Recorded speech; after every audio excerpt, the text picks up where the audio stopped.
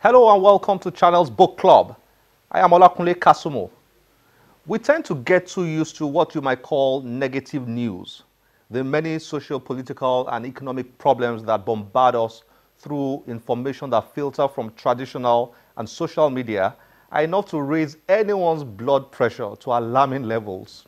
But the interesting thing is that there are as many good reports in Nigeria as there are bad ones. The only problem is we hardly pay attention to the good news.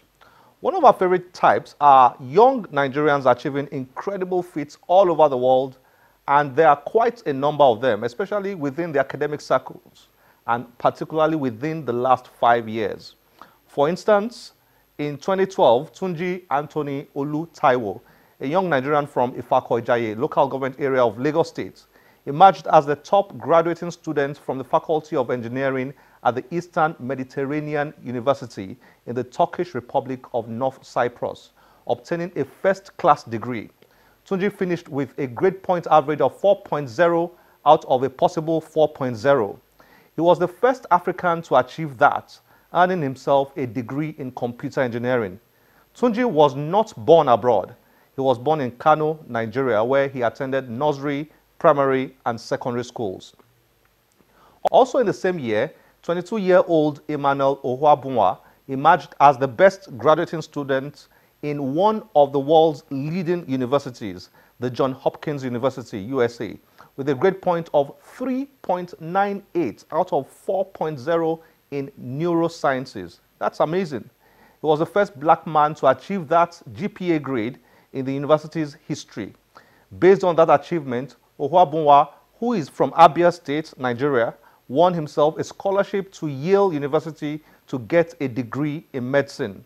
His achievement also earned him membership into the Phi Beta Kappa Society, a prestigious honor group that has 17 U.S. presidents, 37 U.S. Supreme Court justices, and 136 Nobel Prize winners as members. Sometime in 2014, 20-year-old Delta State-born Marilyn Akpapuna emerged as the overall best graduating student of Dillard University, which is an Ivy League school in New Orleans, USA. Marilyn graduated with a first-class honors in psychology with a cumulative grade point average of 4.0 out of 4.0, meaning she scored an A in every course she took in the 4 years of her studies at Dillard. About 2 years ago, Ufot Ekong, who is from Akwa Ibom State, became the first Nigerian to receive a first-class degree and become the best overall student from Tokai University in Tokyo, Japan, since 1965.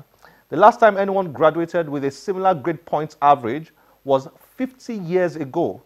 Ekong also solved a 30-year unresolved mathematical equation in his first semester at the university. Can we begin to showcase the achievements of such brilliant young Nigerians more? Can we start making them our celebrity young role models in Nigeria? I think we can, and I think we should. One of them joins us today. Her name is Inkechi Chidi Egeolu.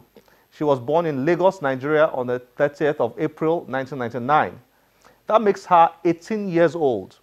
The interesting thing about Inkechi is that at just 18, she's already a graduate of chemical engineering from Howard University in the USA and will be starting her PhD program in biomedical engineering at the University of California later this year.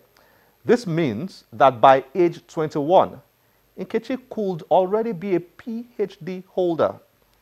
Inkechi is the author of this book titled Tales of an Uber Minor in College. The book is an informal telling of how she, barely into her teens, at the age of 14, got into and went through university as a full-time, on-campus student, right up to her graduation at 18. Inkechi joined us to share her story and explore her book. But before we go into Inkechi's interview, here's a reading from her book. Enjoy it. Ever since I was in primary school, that's grades 1 to 6, I was constantly told that you have to be at least 17 years old to go to college in the US. I was told you weren't going to be allowed into college at any younger than that. This was the widespread view in Nigeria and maybe the whole of Africa where one never really questioned things that have been assumed to be the norm. People didn't look for information on their own. They just went with what they were told and are happy to do. My mom had always told me to look for and verify information. I took the advice. It turned out that you didn't have to be 18 to get into college. Most American children graduate from high school at 17 and 18, which is why they go to college around that age. There is no actual age restriction placed on applicants in any university. You just have to graduate from high school and take all the required exams. I just happened to be graduating a little earlier than anyone else. Big deal? Of course not. Now I just had to take the SAT and TOEFL to prove I could speak proper English. Yeah, I rolled my eyes and chuckled when I heard that one too.